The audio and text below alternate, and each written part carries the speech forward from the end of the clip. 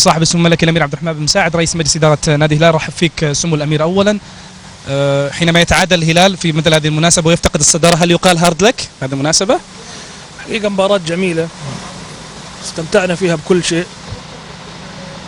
كان بطلها ونجمها التحكيم اليوم، كان تحكيم متميز جدا ومنصف وتقديره جيد في كل الامور اللي اتخذها. انا يعني نفكر جديا احنا انه ما نستعين بحكام اجانب، لانه الحكام السعودي واليوم تحديدا الحكم اعطانا امل كبير انه ما احنا محتاجين. يعني اذا كان حكامنا بهالمستوى فليش نجيب حكام اجانب؟ يعني انا اعتقد انه بالعكس المفروض ان احنا يكون عندنا طموح انهم يحكموا في الشامبيونز ليج.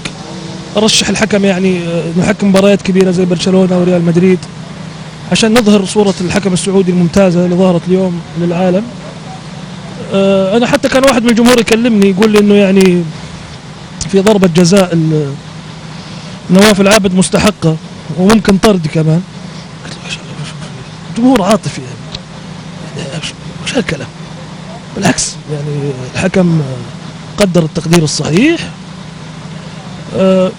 نفس المشجع كان يقول لي انه البطاقات الصفراء اللي توزعت بكثره، وانه يعني انا اتمنى من الجمهور انه ما ينساق خلف اللي يقولون انه هذا تعمد او ترصد، انه الفرج ينطرد عشان مباراه الاهلي الجايه. هذا الكلام لا يليق، ارجو انه ما حد يقوله. لا، احنا عندنا ثقه تماما بالحكم السعودي. وانا اليوم يعني اشد ما لفت انتباهي قدره التحكيم الفائقه في الوصول من المباراه الى شاطئ الامام. وانا مستغرب ليش الجمهور كان منفعل. ليش رجم سمو الامير طالما كذا؟ وطالب لجنه الانضباط من معاقبه جمهور الهلال على انه رجم، لانه الحكم كان ممتاز. ما ادري يمكن جمهور الهلال كان يشوف المباراه الثانيه. بس هذا رايي في المباراه.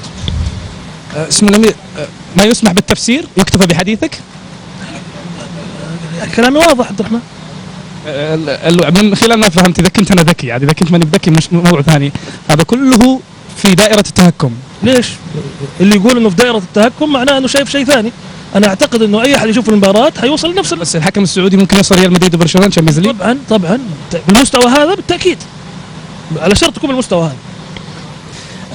في المباراه بغض النظر عن التحكيم، الهلال كان مرضي لك فنيا داخل الملعب؟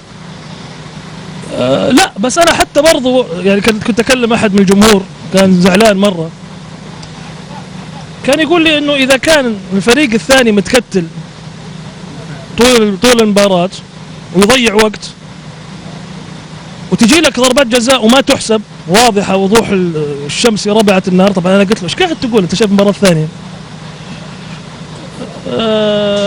فربما يكون هذا هو السبب. ولكن انا شخصيا اعتقد انه مثل ما قلت لك كل شيء في المباراه جميل واجمل ما فيها قرارات التحكيم.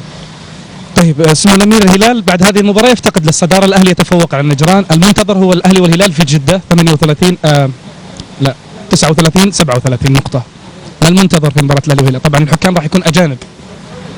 والله حكام اجانب صح سمو الامير؟ احنا في نهايه الامر سنلعب كل المباراه بما نستطيع. انا شخصيا راضي عن كل شيء مثل ما قلت لك اليوم. واعتقد بس لا، اللي ماني راضي عنه عشان الواحد يستدرك برضو انه كان المفروض انه اعتقد انه الحكم يعني كان متساهل مع الهلال اكثر مما ينبغي. يعني هو كان ممتاز طول المباراه بس كان متساهل معنا في قراراته. شلون سمو الامير؟ يعني اعتقد انه يعني في اخطاء لنا، كاني شفت ضربه جزاء للتعاون كاني، بس ماني متاكد، ما ابغى ادخل في نوايا الحكم يعني. بس انا اعتقد التعاون كان يستحق الفوز نتيجه اخطاء تحكيميه فادحه ضده. طيب سمو الامير، نستطيع ان نتجاوز هذه المباراه؟ طيب نتجاوز هذه المباراه. قبل المباراه اتضح ان هناك حديث ما بينك وبين توماس دول، نبيل بن سعد، سامي الجابر، يبدو انها تخص الشان الهلالي فيما يتعلق بقضيه انتقال او جلب لاعب، هل هذا الامر صحيح؟ وخلنا نبعد عن هالمباراه. كنا بقول خبر حصري للرياضيه، ايمانا سيتم اعارته الفتره القادمه او خلاص ان شاء الله على وشك اعارته. يعني نادي اسمه ما حتكلم عن النادي الا لما تتم الامور، بس يعني رسميا حتتم اعارته ورسميا والهمسن حيرجع ان شاء الله. والهمسن ظهر في حديث امس انه ما تبقى في عقده هي اعتقد 4 اشهر سمو الامير. اذا قدم مستوى كويس وتاهل الفريق لدور الثمانيه حنجدد معاه سنه. بعض اللاعبين يمكن اليوم اول مره عاد الهرماشيوس في العربي يغيبون، سعد الحارثي لأول مرة يشارك، هل من الظلم أن نحكم من أول مباراة؟ يعني على الأقل من خلال ما شاهدنا. ما لعب الا 25 دقيقه وساهم في صناعه فرص وفي تحركاته. يفتقد حساسيات المباريات، من الصعب الحكم على سعد من مباراه واحده. شكرا. شكرا جزيلا.